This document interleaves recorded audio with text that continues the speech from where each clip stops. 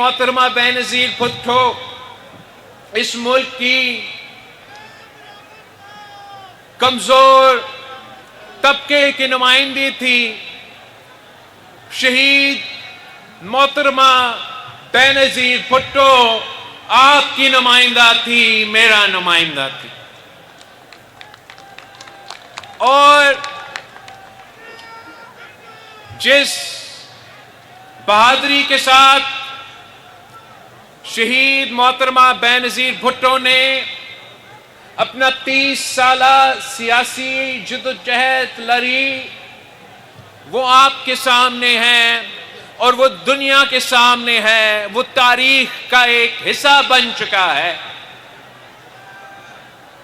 کہ شہید محترمہ بینظیر بھٹو دنیا کی پہلی مسلم خاتون وزیر اعظم بنی. شہید محترمہ بینظیر بھٹو نہ صرف پاکستان کی مگر عالمی سطح پر لیڈر مانا جاتی تھی. وہ آپ کی آواز کو, پاکستان کے کسانوں کی آواز کو, پاکستان کے مزدوروں کی آواز کو, پاکستان کی محنت کش طبقہ کی آواز کو بین الاقوامی سطح تک پہنچاتی تھی. وہ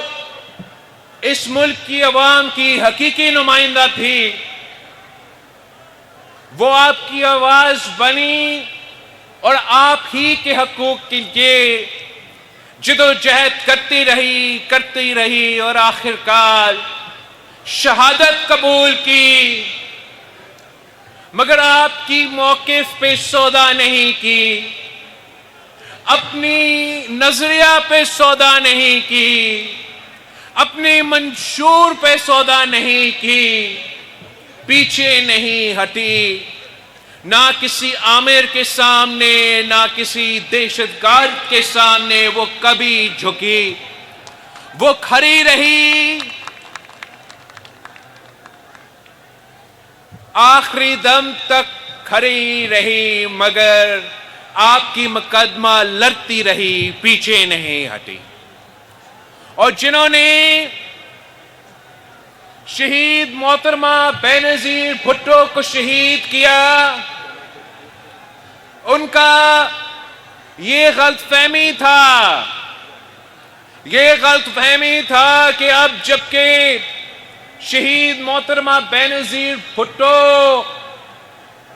موجود نہیں ہوگی تو سندھ کی آواز, بلوچستان کی آواز, پختونخوا کی آواز, وسیب کی آواز, پنجاب کی آواز, وفاق کی آواز, گلگت بلتستان اور آزاد کشمیر کے حقیقی آواز ہمیشہ کے لیے دب جائے گی. اور پاکستان میں صرف اور صرف سیاسی کٹ پتلیاں ہوں گے جو اپنے اقتدار کے خاطر, اپنے کرسی کے خاطر موقف پہ بھی سودا کرنے کے لیے تیار ہوتے ہیں, نظریہ پہ سودا کرنے کے لیے تیار ہوتے ہیں, منشور پہ سودا کرنے کے لیے تیار ہوتے ہیں, پاکستان کے عوام کے حق پہ سودا کرنے کے لیے تیار ہوتے ہیں, صوبوں کے حق پہ سودا کرنے کے لیے تیار ہوتے ہیں, پاکستان کا نیشنل سیکیورٹی پہ, ہمارا اٹامی احساسوں پہ سودا کرنے کے لیے تیار ہوتے ہیں, سب کچھ کرنے کے لیے تیار ہوتے ہیں, ملک کو نقصان پہنچانے کے لیے تیار ہوتے ہیں. بس ان کو اسلام آباد کی کرسی پہ بیٹھنے کا شوق ہوتا ہے. اور آج تک 27 دسمبر 2007 سے لے کے آج تک جو نقصان پاکستان اٹھا رہا ہے، جو نقصان آپ اٹھا رہے ہو، جو اس ملک کے عوام آج تک اگر مشکل میں ہیں تو صرف اس لیے کہ تم نے شہید محترمہ بینظیر بھٹو کو شہید کیا اور ہم پہ یہ کٹپٹلیوں کو مسلط کیا۔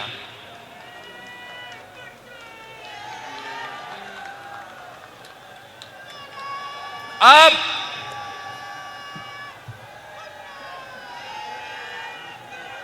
پاکستان ایک ایسا جگہ پہ کھڑا ہے کہ مسئلے ہی مسئلے ہیں، اندرونی مسئلے ہیں، معاشی بحران ہے، دہشت گردی کا مسئلہ ایک بار پھر سر اٹھا رہا ہے، ہر صوبے کے اپنے اپنے مسئلے ہیں،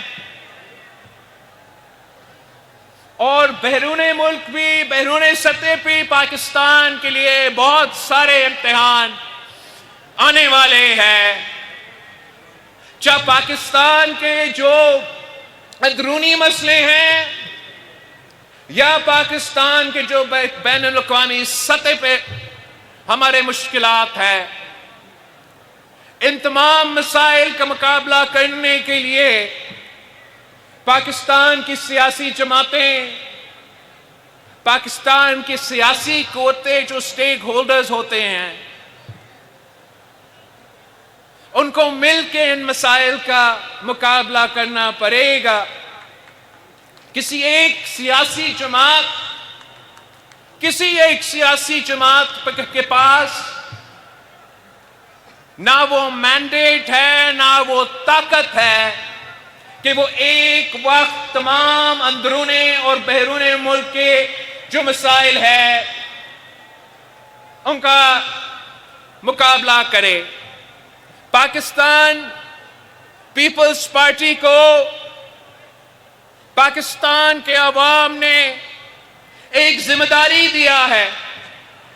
اب اس واحد سیاسی جماعت ہو جو آج کل کے سیاسی صورتحال میں بھی فخر سے کہہ سکتے ہو کہ ہم نہ سلیکٹڈ ہیں نہ فارم 47 والے ہیں۔ تو جی بالکل آپ کی اپنے اسمبلی میں ہمارے تعداد اتنا نہیں ہوں گے، مگر ہم جواب دے اگر ہے تو کری خدا بخش کو جواب دے ہے۔ اگر ہم جواب دے ہیں تو پاکستان پیپلز پارٹی کے جیلوں اور اس ملک کے عوام کو جواب دے ہیں۔ اور یہی وجہ ہے کہ ہم آپ کی آواز اٹھاتے ہیں اور اٹھاتے رہیں گے۔ جب حکومت سازی کا وقت تھا تو ہمارا کسی کرسی کا یا کسی وزارت کا شوق نہیں تھا۔ ہم نے اس وقت یہ فیصلہ کیا کہ جو سیاسی جماعت ہمارے پاس آئے ہیں، جو وعدہ کر رہے ہیں کہ وہ پولیٹیکل سٹیبلٹی لے کر آئیں گے، جو وعدہ کر رہے ہیں کہ مہنگائی میں کمی لے کر آئیں گے،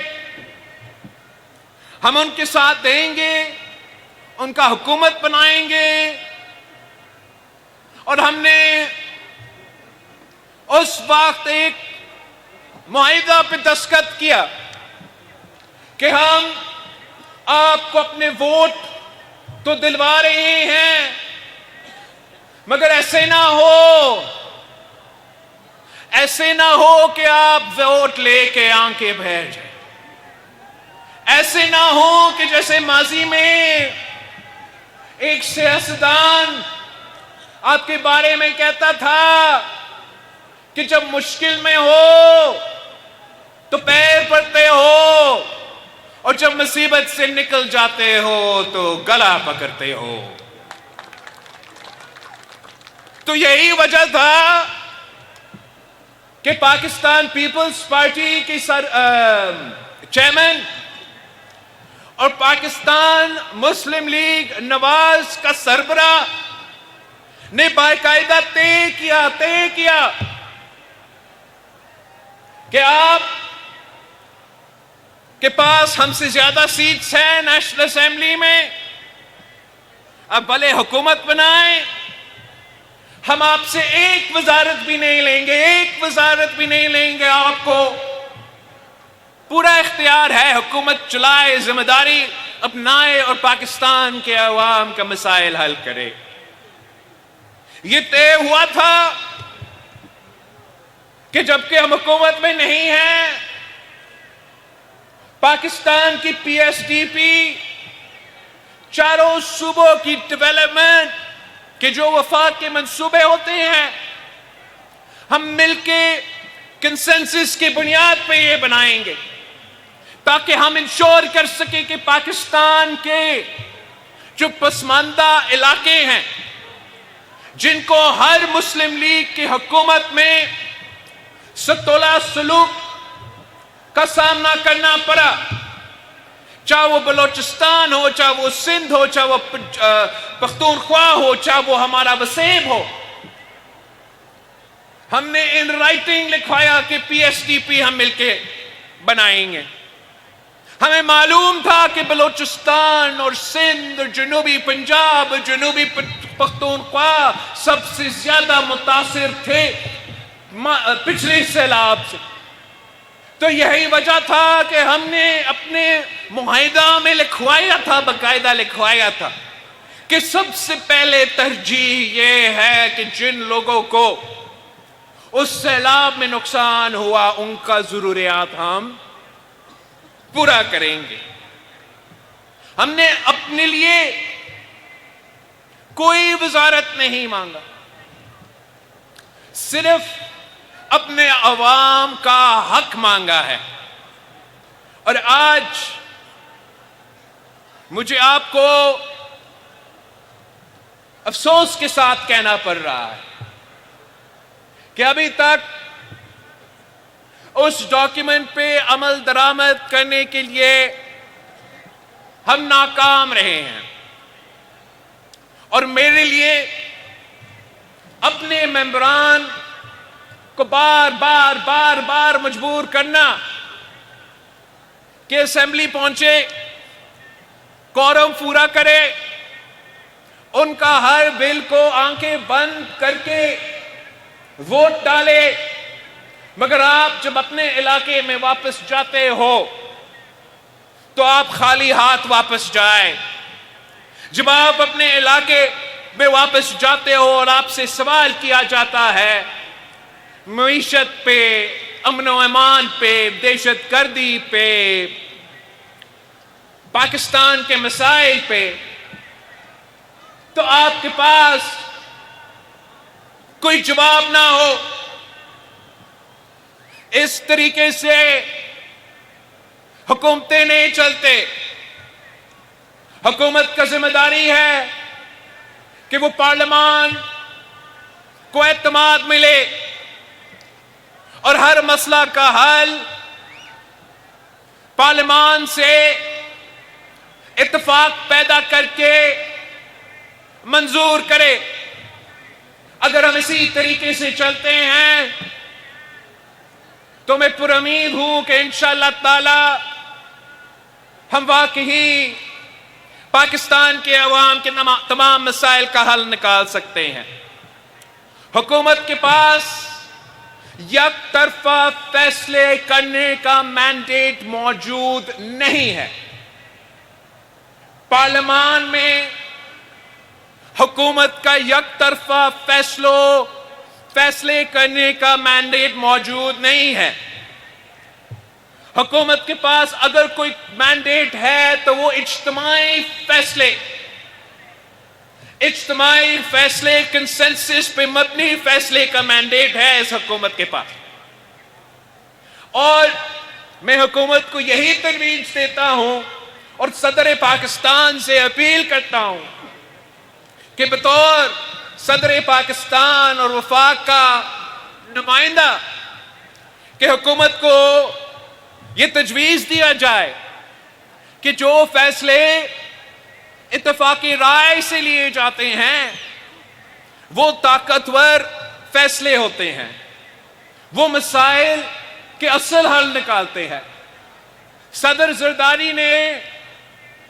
پہلے یہ تاریخ رقم کیا تھا کہ 5 سال حکومت جب پہلی بار مکمل ہوا تاریخ میں، تو صدر زرداری کا یہ سیاسی کارنامہ تھا، اور یہ صرف اس لیے ممکن تھا کہ اس کے باوجود کہ ہمارے پاس اکثریت تھا، اس کے باوجود کہ ہم پنجاب میں ان کے بغیر حکومت بنا سکتے تھے، اس کے باوجود کہ ہم پختونخوا میں اپنا ہی وزیر اعلیٰ بنا سکتے تھے، پورا ملک میں صدر زرداری نے ریکنسیلیشن کے نام پہ تمام سیاسی جماعتوں کو ساتھ لیا، اور جب تمام سیاسی جماعتوں نے مل کے فیصلے لیے تو ہمارے معیشت کے لیے بہتر فیصلے لیے گئے۔ جب تمام سیاسی جماعتوں نے مل کے فیصلے لیے تو تاریخ میں پہلی بار آپ کو NFC ایوارڈ ملا، صوبے کے حقوق ملے، اور 18ویں ترمیم کی صورت میں 1973 کی کانسٹیٹیوشن پاس ہوا۔ آج بھی اگر ہم نے دہشت گردی کا ایک بار پھر مقابلہ کرنا ہے، اگر ہم نے ہمارا زراعت کو، ہمارا ٹیکنالوجی سیکٹر کو معاشی قتل سے بچانا ہے، اگر ہم نے سیاسی سٹیبلٹی قائم کرنا ہے تاکہ ہم بین الاقوامی سازشوں کا مقابلہ کر سکیں، تو تمام فیصلے اتفاق رائے سے لینے پڑیں گے۔ اس وقت جو لوور ریپیرین ہیں ان کا حکومت کے جو کنالز کا پالیسی ہے